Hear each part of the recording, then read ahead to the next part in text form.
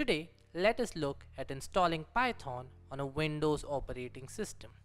First, open Google Chrome or any other browser on your system and search for Python 3 download on Google. Open the first link and then search for the gold bar as indicated by the cursor on the screen. Click on the gold bar and the download shall begin. Wait for the download to complete, and upon completion, open the downloaded file. Now, at the bottom, you will have a small checkbox which says Add Python 3.7 to path. This is essential in the future. You can start installing and let the procedure complete.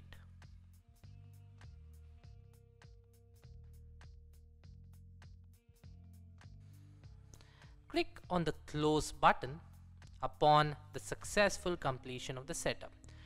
To check whether Python was installed, go to the Start menu and search for the word IDLE, I-D-L-E, which is Python's integrated development environment.